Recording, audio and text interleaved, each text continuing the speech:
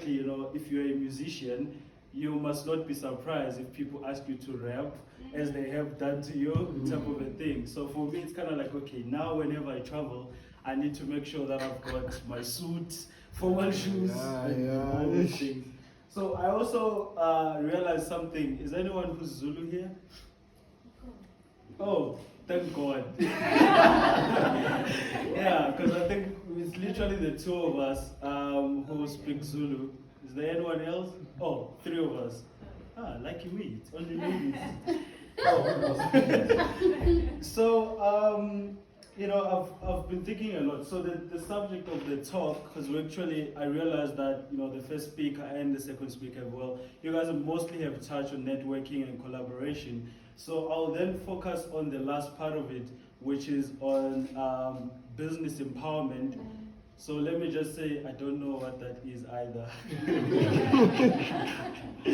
I would be lying if I said I know what business empowerment is, but I think I do have an idea of what empowerment is when I look at it from the lens of a personal development coach, in terms of us as individuals, as human beings. What does empowerment mean? So also the other thing, you will forgive me, I will digress a lot, but I will try eventually to get to the point. So as I keep doing that, I'll mostly be trying to communicate a couple of things that I've been thinking about in the past couple of months. So obviously, due to COVID, we couldn't do events, so I wasn't speaking as much as I was in the previous years. So I think this year, this is literally my third or fourth time I'm like speaking with a live audience, so to speak. So in that sense, it's now the feeling of understanding where people are in this moment and exactly what are the things that we've had to learn. So for me, one of the first things that sort of took place when the pandemic hit and I could not sort of go out there and do what I love doing, which is basically, public speaking. Because for me, that's the starting point. Before writing, I have to speak first. So then now, you can't go outside, you can't do any of those things, and then I'm stuck. I'm like, so what is going on? Like, what am I to do right now going forward in life, So that whole period takes place. I then decide, okay, let me take a social media break. I thought it was only going to be a 1 month type of a thing, then I would be back. But as things happened, I've only been back on social media literally this year, October, last month basically in October. And then, one gets to realize some of the things in life that as we sort of have our businesses, as we aspire to be successful, that there are things in life that are are a part of who we are, but we cannot learn those things or understand those things if we haven't been in places that allow us to go further than what we have sort of learned or knew about ourselves. And so for me, one of the realizations was, my health took a knock. So that was the first sign that I realized during my social media break. So funny enough, because, in the starting of my career, I was at the time a motivational speaker, so you'd get up on stage, hype people up, and everyone claps hands like, oh my God, that was so helpful. But then the next day, people are back to their lives, people are back to their stresses. So I'm like, hey man, so how long do we have to keep on doing this motivational thing, And so anyway, so these are the things I'm starting to question myself now about in terms of, so what am I going to do next? Like, what is coming next to my life and stuff? What about my business? What about everything that I've sort of worked on? And so then, the point that I was making earlier on was in the fact that you've stood before people and you've told people that, they need to follow their dreams, follow their passion and stuff like that. But then now, in looking at the pillars of personal development, I neglected one, which was my health. Because I just thought, we just need to work hard, be focused, and follow the dreams, man. Health, who cares about health? We're gonna solve health later on as we grow up. Until then, you reach a point where now it's about, if actually you don't get your health in order, you can't even go forward in life anymore. This is your end. So for me, the health aspect of my life got to introduce to the part of myself that I sort of wasn't aware of. In a sense where you look at, for example, some of the things that we aspire to as success are mostly the things we are trying to solve, under the surface, so to speak, where someone would go, I want to be successful, or I want to do this and this and that. But if you dig deeper and ask the person, why do you want this so much? First reason would be, oh, well, because I want to make a difference. Why do you want to make a difference? Oh, well, I just want to, change the way things are and maybe make some money. Why do you want to make money? They're like, obvious, maybe to get a car, whatever. Why do you need those things? And then it's like, I grew up in a place where I was not loved and I never believed in myself and stuff like that. I'm like, okay, so how did that influence your life? Well, obviously it affected my self-esteem. I couldn't love myself more and whatever the case may be. So it was during this time, and I was having this conversation with my friend literally this week. And I was like, so in the trajectory of my life and my career, I do not sort of recognize myself as a motivational speaker anymore, but I see myself as a motivation speaker, because that is about the desires, the reason why we do what we do, for example. So I grew up under the narrative of thinking that I am the chosen one. I lived under the impression of thinking that, I'm the first one to ever do it, I'm the called one, and I'm the special one. And then I believed that each and everything that was taking place was only a virtue of me being special, and thus by default, certain things would have to happen. So then that was the narrative, that was the story of my life, although it all started out with me, as she mentioned briefly as well. First, I look in the mirror. Okay, I'm like in the mirror, what is going on? I look at my 3 siblings who are light-skinned, and then I happen to be, the one with the dark complexion. So I'm like, something is wrong here, what is going on? And then the second thing is like, okay, so now let's look at, for example, when I step outside, the house now, you now see different people, and everybody's different in that sense. But the thing is, if you are not aware of what makes you unique, and the funny part actually is the very things that usually drag us down are the very things which makes us unique and different.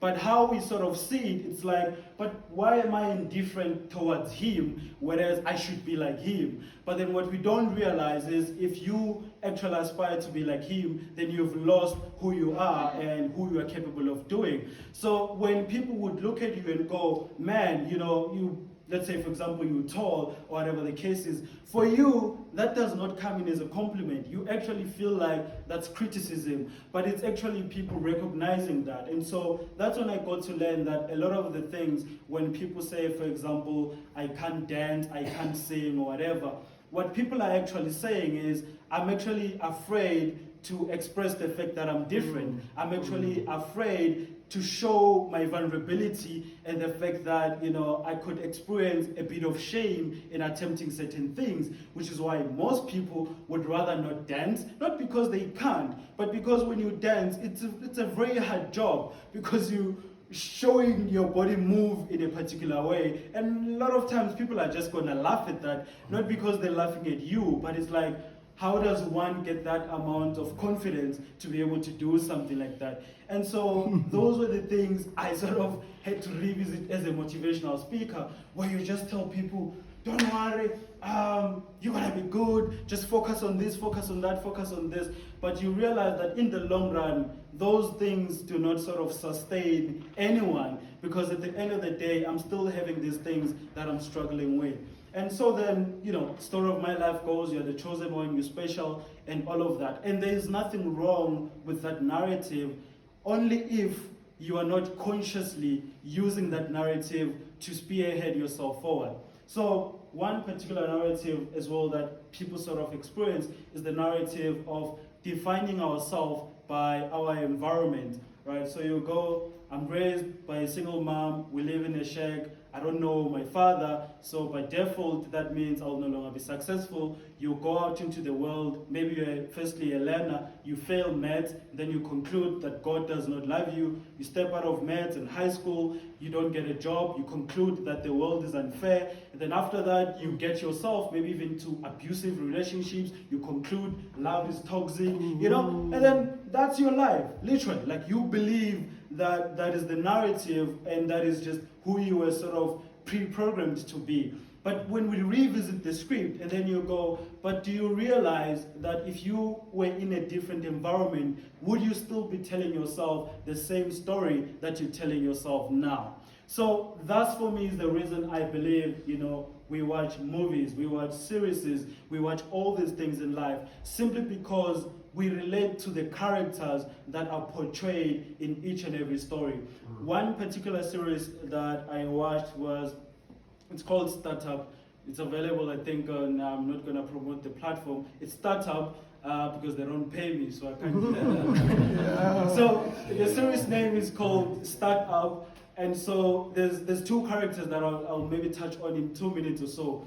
So one, it's a female lady, the other one is a guy. His name is Ronald Dacey. So Ronald Dacey comes from the hood. He was running the gang, so he's one of those guys basically who, in a gang, sort of he's the trusted one with money and stuff like that. Then there's the other lady, her name is Isabel. She comes from a religious family where women are supposed to stay at home and women shouldn't, they shouldn't worry so much about starting their own businesses and stuff like that. So these two characters find themselves in a plotting situation where one, Ronald Dacey is driven by the idea of protecting his family, taking them out of the township so that he can move them to a better location. And so how he does that is then he sort of, invest money to a particular business so that they can move themselves out of the township.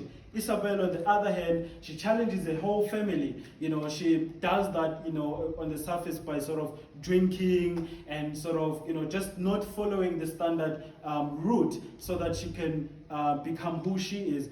And so what I found fascinating about these characters is that even for Ronald Dacey, when he's moving out of the hood, people now look at this guy and think, you've sold out, man. You should have stuck with us in the hood. We should have been together, and whatever the case may be. But what he learned for himself, obviously, going forward is, I cannot make a change if I'm sort of not allowing myself to, to move out of this place. And by that, obviously, even the people that surrounded him started to betray him now. Not maybe because of they were only jealous, but simply because it's hard for us to see people move away from the narrative that we believe of ourselves, that we are just black people, we should be in a gang, use guns and stuff like that, Then for Isabel, on the other hand, she also moves out, and then her family is like, yeah, no, this one, she's rebellious and whatever the case may be. So the reason I'm bringing up these stories is because I know that even for some of us, the career choices that we've made, the certain things that we've done went because we wanted to do these things, but most of it is because we're just simply afraid to follow the things that we believed in and the things that we actually wanted to see come into life.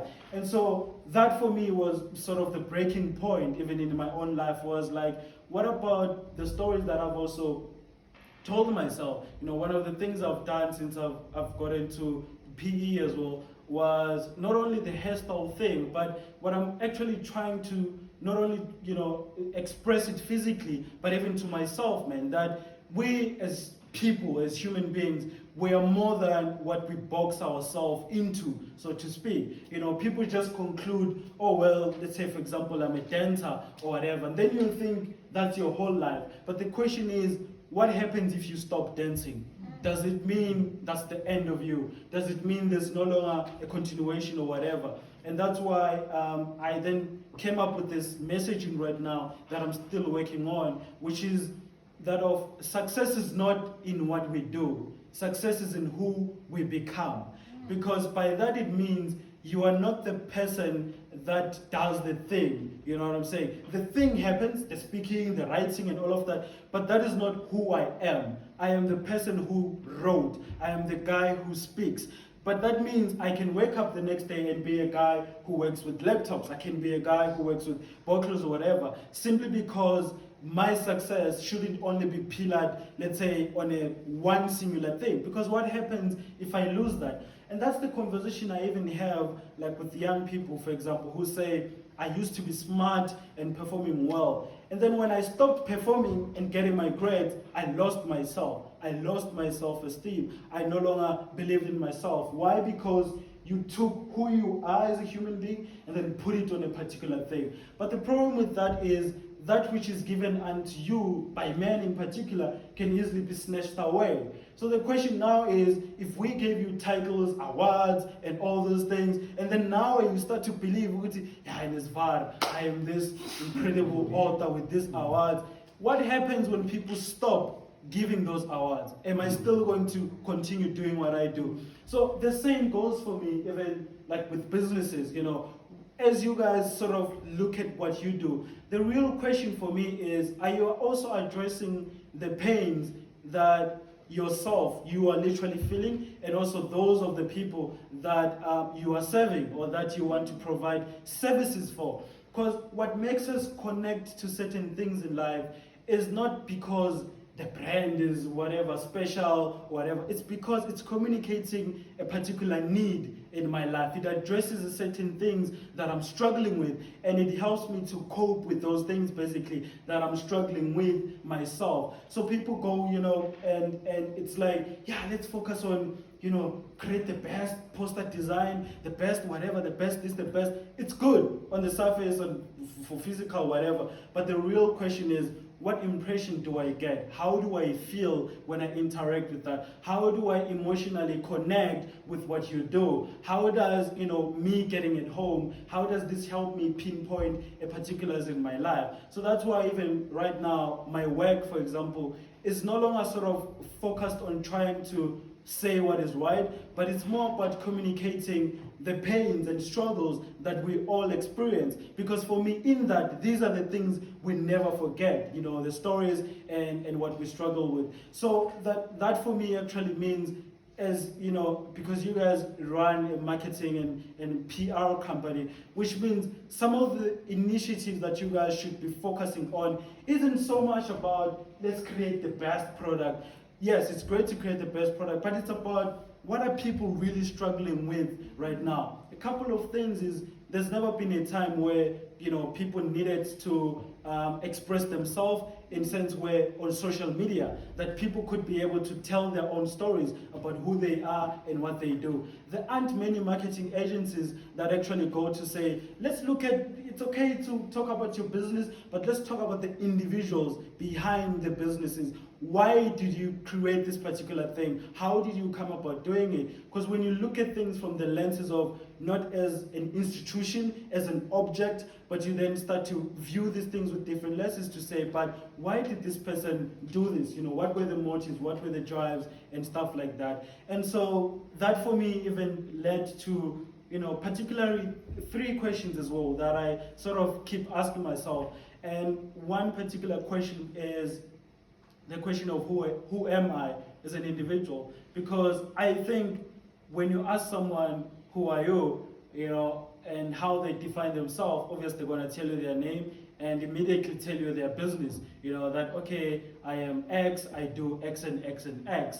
But the real question isn't about, who are you in terms of what you do, but the real question is, what are you attempting to do with your life? What is the meaning that you're sort of trying to derive with your life?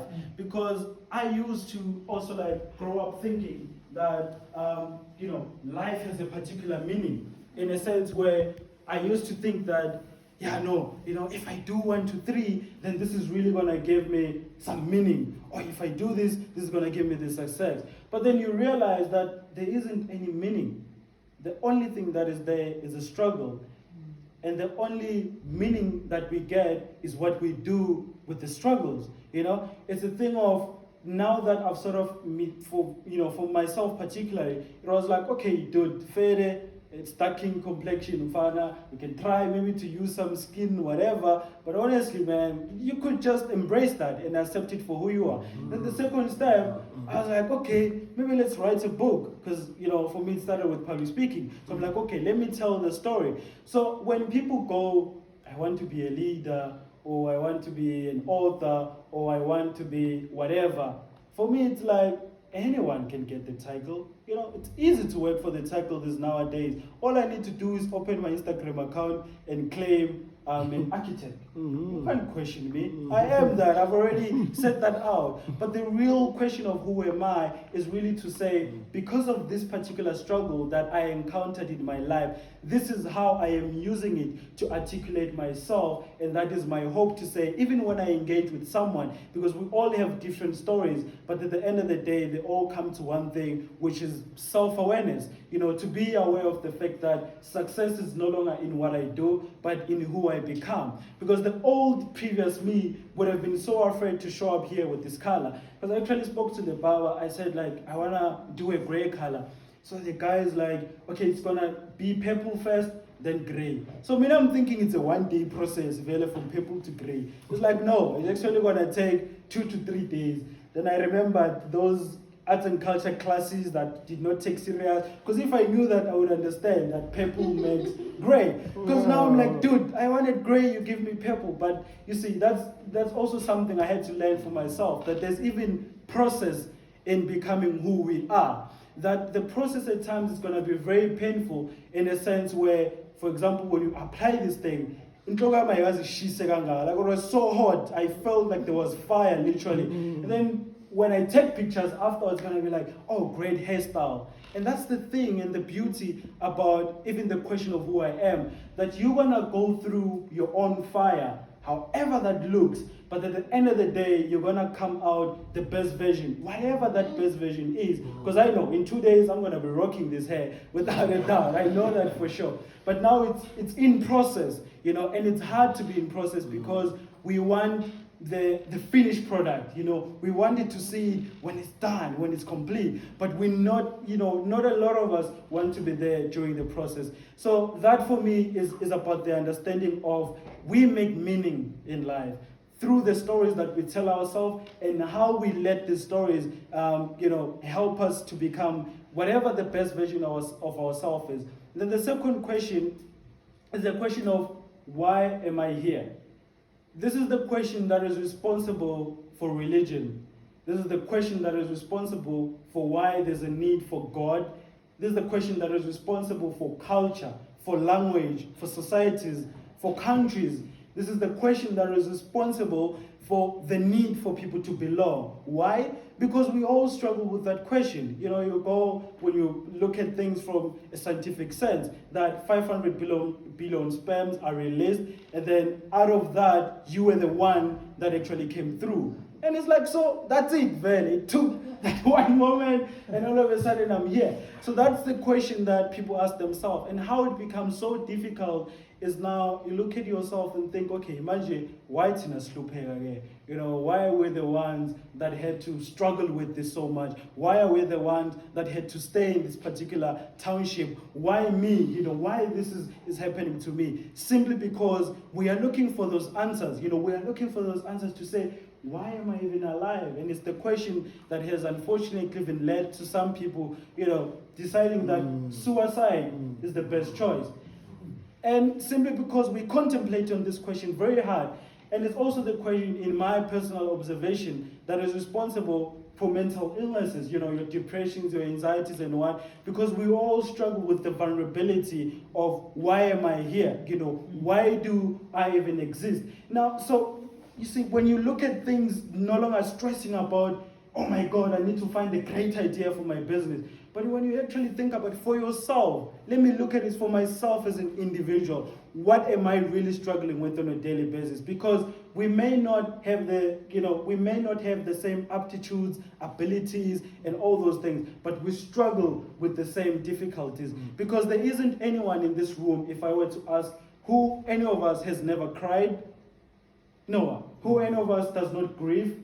We all grieve. Who any of us does not feel thirsty? We all do that. So the struggles that we face and on the surface level is that of knowing that eventually the only thing that makes me different to you, one, is the story that I tell myself. Secondly, it's how I got to create my own narrative about who am I, why am I here. Then the third question, the last one, is where am I going? And this is the question that has led now to people starting businesses, organizations, people writing books, people going to schools, people, the reason why we're even gathered here. It's the question now of understanding that, okay, this is who I am, this is why I'm here. So where I'm going, how you derive your meaning, your purpose, and whatever it is in life, it's no longer now coming from Uguti, you saw someone doing something, then you think, Nami, that's my life journey. But now it's really coming from deep within to say, because of what I've had to encounter with life, this is what I think I'm going to use. So hence for me, it's not about the career you choose. It's not about the business you choose. For me, it's about the understanding, the thinking behind why you do what you do is more important than what you do. Because the thinking behind what you do will always outweigh your competitors. Because we can all have cooking whatever thing. But maybe I'm inspired by my late grandma, who was a great chef. Maybe when you saw a TikTok video. But even when people come to there, you cannot outweigh someone's story and experience. We may sell the same product, but we don't have the same story. And that for me is what makes purpose-led companies and brands and individuals who express themselves through that. So most people think, I have to figure out my career or whatever the case may be. But for me, I think you need to figure out what are the things that I've been struggling with. And then you find the best viable way to do that. For me, it's speaking. That's how I'm able to express the things that I struggle. For you, could be modeling, could be singing, it could be whatever the case may be. So while most people are so worried about what they do, I think for me, if people would be more concerned about why they do what they do, then they wouldn't struggle so much about the surface stuff, man, the little things about, I have 5 followers, I have whatever the case may be. Because if you understand why you do what you do, you even know the people that you're doing it for, because we've lived in a time where we thought popularity is more important than the substance of what we do. We live in a society where we think a couple of likes is how we determine our success.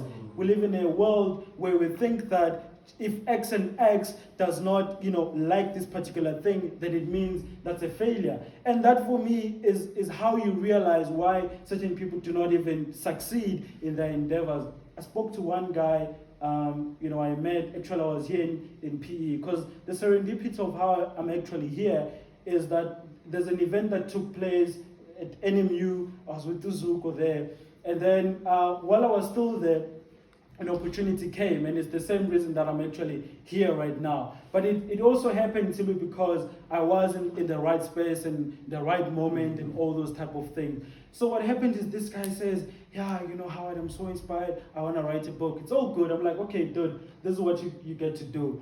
And then this year, the guy calls me, he's like, I need an advice. I'm like, what advice? He's like, man, I wrote the book, but now it's not happening. And then I then ask him this question. I'm like, why did you write, Gandhi?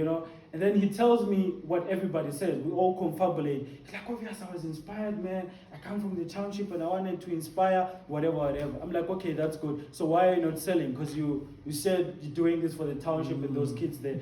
And then the guy eventually admits, he's like, nah, man, to be honest, when I heard you said that you sold 500 copies of your book, then now I started to calculate. I was like, but, I was like, so, yeah, maybe now if I can write a book and print this number of copies. And that was so sad, man. And then you realize that's why, for me, I don't really think it's best for us to go around getting inspired by everything and everyone that we say, because we end up doing things for the wrong reasons.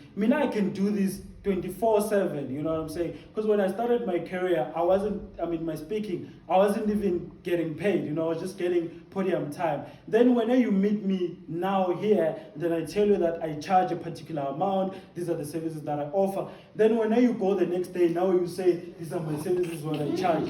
And then you are surprised why 3 years later, the question of why startups fail, it's not even about startups only, it's why anything fails in life, that the reason why we did it was not for the intentions. One, it was not speaking to who we are, what we're struggling with, and how we use this thing to communicate that. We only saw it and then we calculated the numbers and then we thought that is pretty much the way to go about it. So that for me is more or less my digressive way of trying to say business empowerment or startup or starting a business. Let's firstly just look at it from a human being perspective, you as an individual, to say, this is what I want to do. It's okay to diversify and have all these other things, but at the core, there should just be that one main thing that you know for sure, which is, this is the reason why, for me, I do whatever it is that I do. Because that, no matter how many people could be doing the same thing, no one can take away your story, who you are, and whatever the case may be.